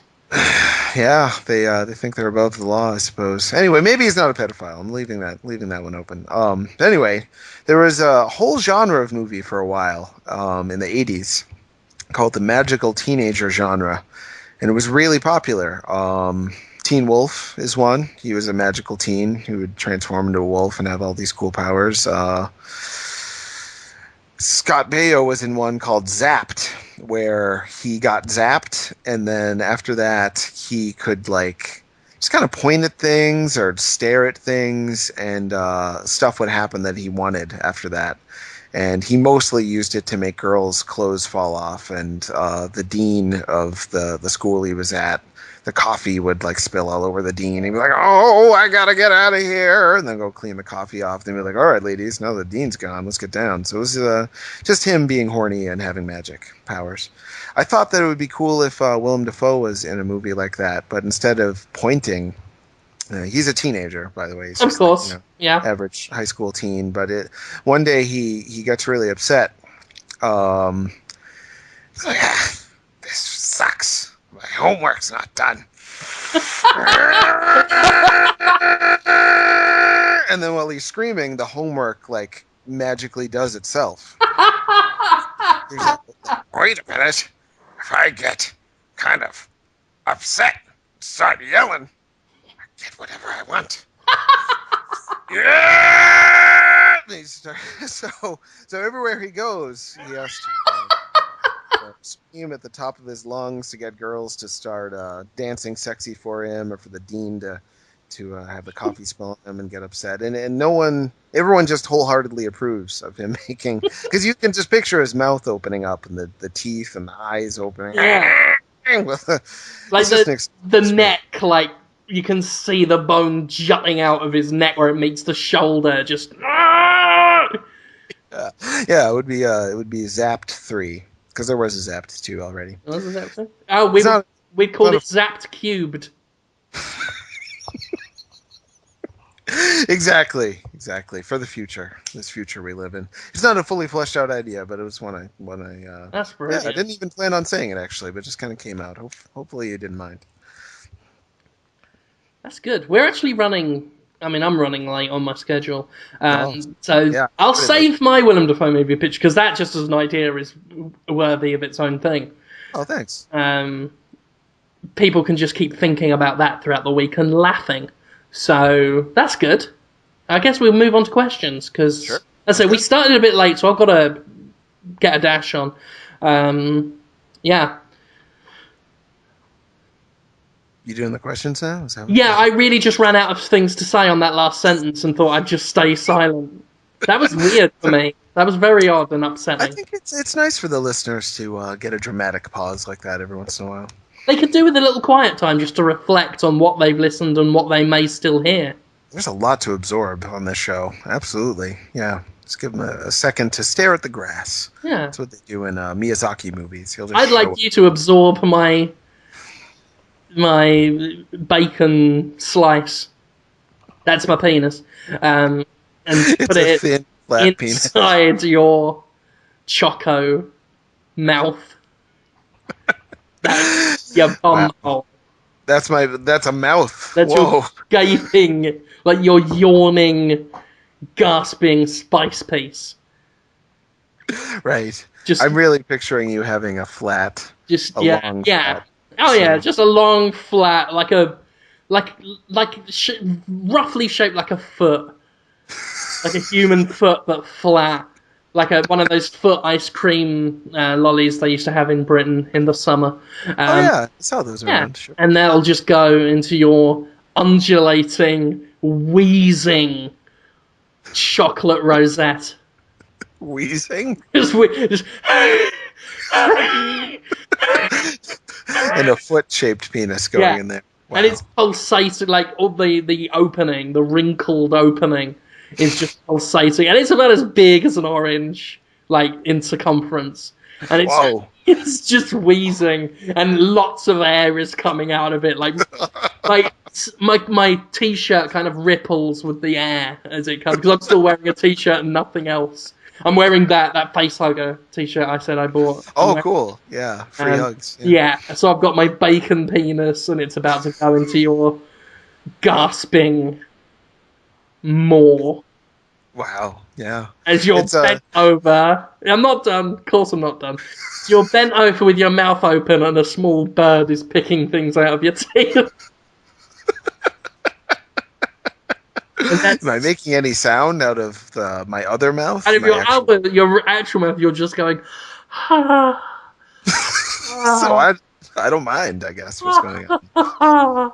Well, I mean, you're enjoying the bird. Like, it's Oh, right. I'm very, distracted by the bird. it's very soothing to have the bird like pick bits of all bran out of your teeth and eat it, and you're just like that. David Cronenberg would love this idea. And then Familiar with it. behind you, it's just. From my butt. From my hole. Yeah. From your pulsating, wide open, red, raw, cracked, milky anus. David Lynch and William S. Burroughs would both just love that idea. They'd want to team up on that. Oh, he's dead, William S. Burroughs. You see? Well, I Yeah. will dress up like him. I'll get a grey moustache and I'll go, I'm that William S. Burroughs. David Dick Cronenberg. I got an idea for a film that we could do. I know a funny man who will bend over and wheeze out of his a-hole for you. David Dick Cronenby? Yeah. Oh, David Dick Cronenby. It's so not even close to his name. That made me feel great. I was actually trying to be northern and say t instead of the, but then I realised there'd be no reason calling a man David the Cronenberg. David Dick Cronenberg is even better. But David Dick Cronenby is quite good. It sounds like an protagonist in an old story. Oh, it does. David Dick. Yeah. There's not enough two first name people. I think we should bring that back. It's much better than what do they call kids today? Like Jared and Jason with a Y. Persephone and yeah, let's bring back Orinoco Flow. Jim Joe and Donald David. Yeah, let's bring all those back. Those are good. Yeah. I read the questions post for a second. I took a quick glance at it, and what you were just saying reminded me of one of the questions I read, which was someone, I think, sincerely asked, maybe you can look up to see who it was. Someone sincerely asked if your sexual come-ons to me, the advances, the flirtation, if you will, is maybe mean to people who actually are guys who actually are attracted to guys, because it's like a minstrel show, like you're being a blackface of man-on-man sexual conversation. Do you think that? Wow, I'm still puzzling over the fact that anyone might interpret it that way. What do you make of that, Jim? If it was deemed offensive to people, like not offensive in just the Bad intended taste. Sure. offense, I would stop on a dime. Mm. I don't think I am certainly not my intention. It is more to do with I don't know. Well, you're not acting. That's a If it would be very one good thing. question. That's an amazing question. To me, it's very. I can only, as a semi-audience member, because I'm not really doing anything when you talk about doing stuff to my butt and whatnot. I'm just sitting and listening. If you were to do like a quotes gay voice during all of that, or just if you did a quotes gay voice unquotes at any time, just talking about shopping for shoes or something, if you did the old lisp routine or something, yeah, that's like doing blackface. But if you just are saying, yeah, I want to have sex with my friend, and I'm going to get into detail about that, everybody, listen in. Yeah, I mean, the idea is not about homosexuality at all. It's No. not supposed to be that. It's mostly like reversing the roles of sexual harassment. The Right. idea behind that is, if this was me doing it to a woman, it would be very, very disturbing. Sure. Me doing it to my friend, who is physically more imposing than I am, Yeah. I find ridiculous. It's not about laughing at homosexuality. It's more laughing at just my pathetic failed libido. And I feel I don't like pulling back the curtain on this and talking about it in too much detail, but it's Sure. certainly not intended to make fun of gay people at all. Speaking as someone who genuinely does find men attractive physically, I don't certainly, it's not a minstrel thing, I don't think. Yeah, I don't think As so at I've all. said before on the show, I will literally have sex with anything. It doesn't Right. even have to be alive. Apathexual, Apathosexuality is a clever hipster term I coined. But no, I mean, like I say, the idea is more to do with turning the idea of sexual harassment around. It's supposed to make straight people feel uncomfortable, which is an established comedy method of dealing with homophobia, actually. Sure. I'm Good certainly not times. trying to make myself sound all important, like, I'm not trying to be like, oh my god, Pop adding hoodie to We Draw, and pretending I'm doing something for some great social cause, which I'm not. Sure. But it's certainly an established comic method, and it's an old school kind of Yeah, uh, I always thought of it as kind of your take on Big Mama's House, you know, starring that yeah. man I Martin am the Lawrence. big mama's house of games journalism. Yeah, he's like, every guy wants to just be like, oh, here's the cookies every once in a while, and every guy also just wants to be like, drop your pants, my friend, and let me just ravage your body. But they just don't come out and say it, and therein lies the comedy that And you that's are willing to come right out and say it. And of course, it would be more of a minstrel thing if it wasn't genuine. I think that's the main problem. Is obviously, should the opportunity present itself, I'm going to cornhole that ass.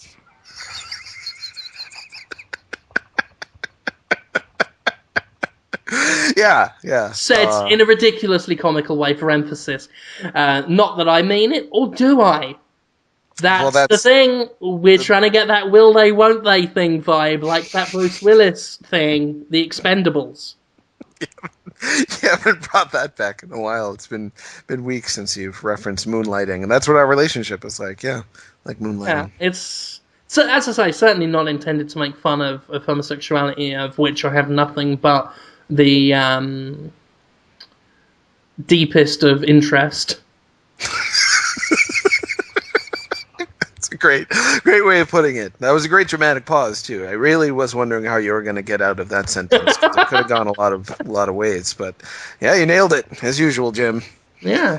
So yeah, that was Funny one enough, question. ancient psychic tandem war elephant. in all caps said, "Read my fucking question, Jim. Are you gay or not? I need to know. I'm completely serious." So You already did his in a way. watch, watch Bruce Willis's movies to find out the answer. Yeah. He's an interesting character, Ancient Psychic Tandem War Elephant. That's named after it's in like tier B of my favorite Adventure Time episodes. It's definitely a really good one, but it's not Oh, I one of the remember that. Yeah, Yeah, it sounded yeah. familiar. So I feel a kinship with him because he likes the show that I like. And so I'm falling into the old trap that I always call other people on for just liking other people who like the same stuff you do. Yet he seems to like hate me a lot of the time and just hate stuff in general, which is very different from me. I tend to just like stuff. Even if I don't like stuff, I don't hate it. I'm just like, oh, here's why I don't like it. We'll make a conversation out of it and try to turn it into something positive. But he can be a pretty angry dude, I think. Or maybe he's just joking. I don't know. It's interesting. Anyway, thanks for listening to the show, Ancient Psychic Tandem War Elephant. Appreciate it. Yeah. Yeah. Do you want me to stall while you read more questions? I can stall for you. Maybe. Yeah, I'll stall. PAX East is coming up. Hey, everyone. While Jim is looking for questions, I'll tell you that. PAX East is a thing, and we'll be live streaming a lot, and I'll be interviewing a bunch of game developers. That'll be good. I think I might be able to do a Talking to Women about video games with Juliet Starling from Lollipop Chainsaw. Hoping to arrange that. That would be fun. And if not, I'll just try to do one with whoever I can find at the show. So there'll be like a PAX special. That's the plan. I can't promise it'll happen, but hopefully it'll be fun and funny. You find a question yet, Jim? Yeah. Okay, good. Oh, I lost it. Ah! Oh no, hold on. Oh, It's here somewhere. It's here somewhere. I know where it is. yeah. Well, first off, Affy says, how many hours have you been playing Xenoblade, and do you think that the game is worth the time you put into it? I'm at the 40-hour mark now. Very near the end.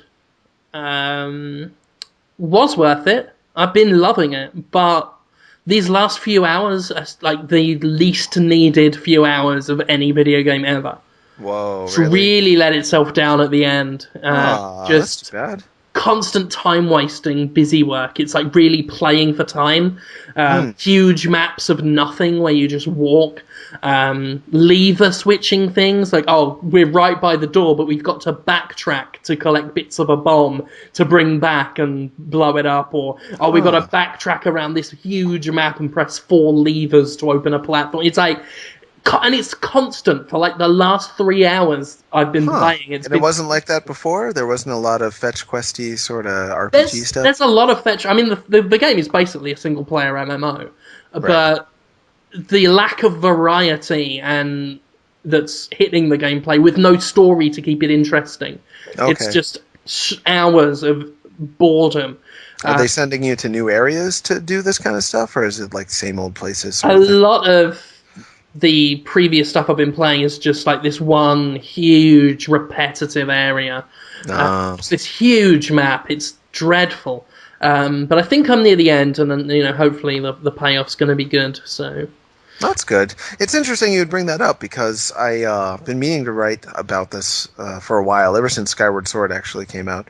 Because a lot of people think that Skyward Sword had a lot of padding, but for me, what other people saw as padding was either an excuse to just be in the world that I enjoyed being in a little longer, or something that would lead me to say, you know what, I don't feel like doing that right now. I'm going to go back and do some side quest stuff that if the main quest was too compelling and kept me too gripped into it at all times, I wouldn't have ever bothered to go back to just mess around and do whatever I wanted. So I think padding is a kind of it's a loaded term that isn't always accurate. It speaks more to whether you enjoyed what a game developer presented to you and less about what the content is from an objective standpoint. It's a complicated way of saying one man's padding is another man's steak. Delicious steak. But the way you're describing the padding at the end of Xenoblade, I don't know if anyone would really enjoy that part. yeah, I think to me padding represents just a lack of development. Like to me, there's no development in forcing you to backtrack. That's not a good design as far as I'm concerned. That's falsely manufacturing length for the sake of it, which I find inexcusable in an RPG because usually they're plenty long enough. You know, I'd already had 30 solid hours. I didn't need the last few of this. Well, and like Wind Waker, for its, you remember Wind Waker? You played that one? You remember searching around for all the what's it called? Triforce, yeah. Oh, I'm so tired. Triforce pieces at the end, you remember that? Yeah. Going around the ocean. Some people say that's their favorite part of the game, because like, I was in the ocean some more. I was there. And other people say, you know, it sucked because I didn't want to have to do that. I wanted to move the game forward instead of kind of be forced to go back to places already been. That's weird. It's weird like that. It sounds to me like almost every time they force you to just be somewhere without any real goal that feels legitimate or important, you don't like it. Is that right? Yeah. Yeah. Well, I think it all depends on what effort's been put into the world as well. It's like Xenoblade, when I first started, was a game I really was happy to get lost in and do the side quests and stuff. Because the early areas are brilliant, like great music, really nice environments, lots of interesting monsters, and then just as it drags on, it gets more and more urban. Because you get to the other, not to spoil too much, but there's a kind of organic area where you start, and then you kind of move into the bad guys' world that's more technological. Is that right? Yeah, and it just gets really dull. And you get, especially being based on an MMO, the combat system, like every fight just feels slightly too long. And by that point, like it's too much. It's literally too much. I mean, nearly all RPGs have what they call ending fatigue, where you get to the end, you're really tired. But this makes it worse by just dragging stuff out longer than it should, and it's a shame because it's a fucking good game. Like, it's a really good game, but they're kind of tripped up at the end, and I'm hoping my final thoughts are I had a great time, not I'm fucking glad that's over with, because right now I'm begging it to finish. Right. Yeah, I suppose it'll all have to do with how much they really put passion into the final fight and the resolution of the story and all that. It's weird. I often hear developers say, "No, we didn't pad it. We just were so lost in our game that we didn't want to cut our ideas, and then we just didn't fully flesh them out." So it's not like they were thinking, we're going to make this game longer for the sake of it. They just really kind of screw up towards the end. And they often make games chronologically. You know, they make the first part of the game at the beginning when they've got all this energy. And then as they're wrapping up the ending, their brains are kind of fried and they're not as good at what they're doing. I've heard that a few times. Yeah, maybe that's it. No. Who knows? Yeah. I say brought up. A lot of people have brought this up to me. I should point out that just because I might do a Willem Dafoe movie pitch that is based on or makes fun of another movie, I don't become the authority on that movie franchise. Because a lot of people, what movie are they talking about? They're asking for my opinion on the sequel to Twins, which they're talking about doing, called Triplets. Oh, sure. Yeah, we should bear in mind, I really have zero interest in Twins. Really? As a thing. Like, I've seen, yeah. I have a huge interest in Twins. I brought it up because of my huge interest in Willem Dafoe doing funny things.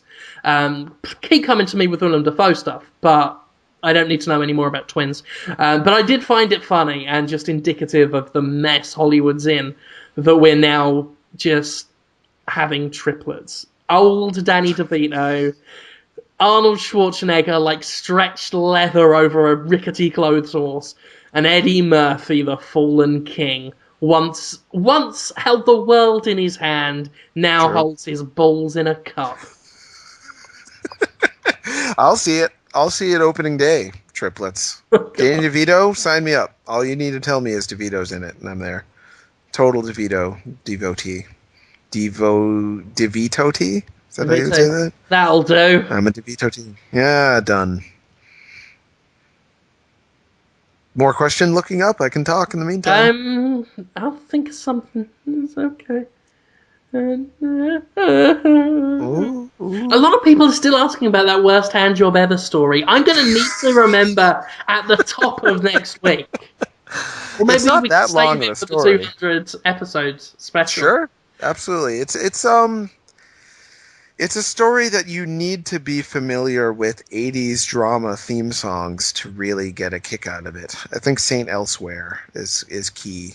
Saint Elsewhere, or it could be Trapper John MD. Anyway, um, you guys do your research in the meantime. Look up all the theme songs to 80s dramas, late night dramas like Trapper John MD. Trapper John MD. Do you know that one? I think it was a spin-off of MASH. Yeah, I don't know. Right. The hand job story will be much better if you know that theme song. Okay, well, yeah, we will... Oh! I know that. Yeah. Yeah. Okay, Oh, well, you we'll do? save that for episode 200 then. When's that? I don't know. I think this is 97 or Oh, pretty soon then. 96. We're Oh, it's coming up, and we got literally no ideas, so we finally secured one thing for the 200th maybe we could spectacular. have Ken Levine on that episode. I might be seeing him at PAX East this year. Find out what the fuck's up. I was talking to their people, but their people stopped talking. I need to send them an email and be all like, so is this happening, or did you listen to the show and know better now? I bet they did. Yeah. Eric Mack says, you've said in the past that you don't consider yourselves journalists and don't like using it to describe what you do. How do you feel about being called critics? Is there a word you'd use to describe your jobs other than joking around saying game bloggers? Says he respects what we do. He thinks game blogger doesn't do it justice. Oh, that's nice of him. Yeah, I don't know. I mean, I speak for myself when I say I don't like the term journalist. What is your stance on it? Who, me? Yeah. Oh, I think it's similar to race and any sort of self-label. I think all job labels are kind of dumb. I try not to think of myself as anything, but I will describe what field I'm in and what other people find use for me. You know, other people find use for me because I am in the gaming press. They're like, oh, I want something to be announced in the gaming news, so I will talk to someone in the gaming press and tell them what I want them to know, so then they can report it in their news blog. And that's what we do. So yeah, I'm in the gaming press, but I'm definitely not a journalist. I didn't go to journalism school. I don't know anything about real journalism. My grammar and spelling aren't particularly good. I don't know any reporting techniques. You know, I didn't study the classes. I just wound up here in a place where people are willing to choose me as the person who tells them about video games, and I'm very flattered about that. But there's not really a label for that, I don't think. Blogger isn't even really... I don't even know what a blog is. Isn't it just like a weblog? Just like a journal? Are we journalists? Oh, yeah, if you write in your journal, you're... So a blogger is a journalist anyway. They're both just different types of journals. It's words, you know? Yeah. Well, I think the thing with journalists is... Journalist is a term that's taken on its own separate meaning, and I think people then use that and misuse it. So I definitely step away from it because I don't like being associated with that, with that professional journalism type thing. I do like blogger. I don't. I think journalist is what doesn't do justice to the work I do. Blogger is a bit more all inclusive because I podcast, I write, I do video. As does yourself, Jonathan. We do lots of different things. Yeah. And just journalist implies a particular type of reporting. Even if that's not even its full meaning. These days, it does particularly mean, professional news reporting. And it's not something I like to be associated with. Nero, our boss at Destructoid, does use the term critics. He likes that term. Oh, yeah? He once told me, he said, I don't hire journalists, I hire critics. So that's, what he likes to use. I've used critic, I use pundit quite a bit because my job does, it's more my opinion than anything else. Sure. People like, just post the news, just post the facts. That's really not my job. My job is to post things I find interesting and I think the readers will find interesting. So, yeah, most of the time I will just say blogger or just writer, It's funny that analyst is off limits to us because that's what we do more than anything else is just take a look at a situation and analyze it, even if it's as simple like, oh, that's a dumb idea. That's still an analysis and a summation. Yeah. But no, we're not analysts, I guess. No? I bet as many as I miss when it comes to predictions. I'm as much an analyst as any professional. Sure. Sure. They miss and hit just as much as I do, so I think anyone can call themselves an analyst. I know some, people that have promoted themselves to the status of an analyst based on no other factor than they just decided they were. So Yeah, why not, right? Yeah, makes sense to me. yeah. I'm really excited for the Wii U all of a sudden. It just hit me. It's like this weird Wii U. Ooh. Oh yeah. I'm gonna get that soon. It's pretty exciting. This time I want just one console to just win. I don't really care which one it is, but one of these consoles in my house. Can't the rest just die? Can't we just have one, Jim? I know that's a big conversation for the end of the show, but yeah, hope they just settle on one. Why can't they all just team up? That'd be great. Yeah. Nintendo, Sony, Microsoft. They'd make so much money that way. It'd be fun. Anyway, I'm sorry. Do you have any more questions in there? I was kind of filling time for you while you were searching for more. No? No. Are we done with the show then? I think we should wrap up. It's really late over here, so. Oh, I'm sorry, Jim. It's alright. Day job, yeah. Yeah. Yeah. Shit happens. Samid is coming over my house. Like I said, shit happens. He's going to be sleeping here from Thursday night till Sunday night. Oh God! Make him sleep on the kitchen floor for me. I wouldn't do that. I actually have to clean my house for him over the next couple of days and get a new sheet. He's gonna make it dirty again. Don't bother. I want him to feel at home. He's got muddy hands. When he touches he'll touch your walls and you just get muddy handprints everywhere because he plays in the mud. Samit plays in the mud? Yeah, he's just got soil under his fingernails and on his palms and fingers. He is everything about his life follows a very set of guidelines. I wouldn't call them rules, but he does not break social mores and spread mud in your home. He does. His grammar is impeccable. He doesn't leave his home without a pocket full of worms. I've seen him do it. And he looked at me when he did it, which proves it happens.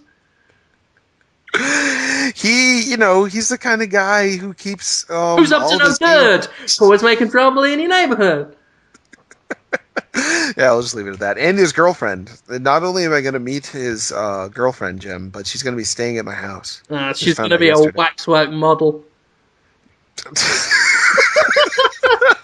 I love being unnecessarily mean to Submit. I wish him all the best. Yeah, he's not even here. You're just having a go. Yeah. Yeah, I look forward to meeting his girlfriend. Her name is Kelsey, I believe, so that'll be fun. Yeah. She might listen to this, actually, check her hand for a barcode. I don't even know what that means. It means she may be synthetic. She may be like the replicants or something. Yeah. Yeah, fun. You see that Bruce Willis movie where they're all robots? Moonlighting. Yes, and that. Maybe Moonlighting too. Yeah, I can't remember. It was a good one. Bruce Willis, a robot. Yeah. You want to close up the show with that stuff you close with? Yeah. All right. Okay, ladies and gentlemen, thank you so very much for listening to Podtoid this week. I've been your host, Jim Sterling. I've been joined by Jonathan Holmes. You can catch both of us on destructoid.com. We've got stuff coming up this week. Aliens Colonial Marines preview is going up. Check out the Lone Survivor review. Alistair Pinsoff's Closure review. We spoke about Closure earlier. This Sunday, Jonathan Holmes has a show called Sup Holmes. Oh, wait. Maybe I don't. Oh, sorry, fuck. Jim. You did perfectly, but I just found out today that we're streaming something else at the normal Sup Holmes time. So... either way, please look for the Destructoid live stream on Twitch TV/Destructoid and also Destructoid.com. You will either get Sup Holmes at 1 p.m. Pacific Standard Time, 4 p.m. Eastern Standard Time, or you will get me live streaming from PAX East with guests and stuff like that. The plan is actually Friday, Saturday, and Sunday to live stream for about an hour a day at around 4 p.m. Eastern Standard Time. But who knows what will happen. And Lee Alexander has expressed interest in being on the show, so if we do a Sup Holmes, then she'll be there, but maybe not. And Sorry, Jim. It's not as cut and dried as I would have liked. And if you want to see last week's episode, it should be up on the site. We interviewed Jules Watcham from Renegade Kid. He's a great guy. He's been working on games since 16-bit days. He worked on the Pirates of Darkwater game and Aereo the Acrobat. Now he's making games for the 3DS eShop and 3DS retail. And he's a cool guy. So, and that's also available in podcast form on Libsyn.com. You just look up Sup Holmes on Libsyn.com. Yes. That's my full talk. Kaboomba!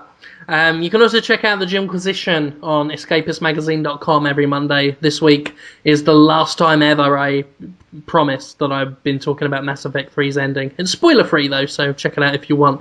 Got a message about that on Twitter. Someone sent me a message that said, I don't like you or your work. Is your video spoiler-free? Because I want to watch it. I didn't answer him. That's awesome. Wow. Yeah, I thought that was quite funny. Otherwise, review us on iTunes if you want. Not the negative review that guy did. You can do that. You can go on Amazon.com and buy the Podtoid app for your Android, which does nothing for you. Just gives us a bit of money. So, there you go. I don't know where the money goes. I think it just... Yeah, I have no sometimes idea. pays to host this. So yeah, do that or not, and we'll see you next week. Goodbye. Goodbye.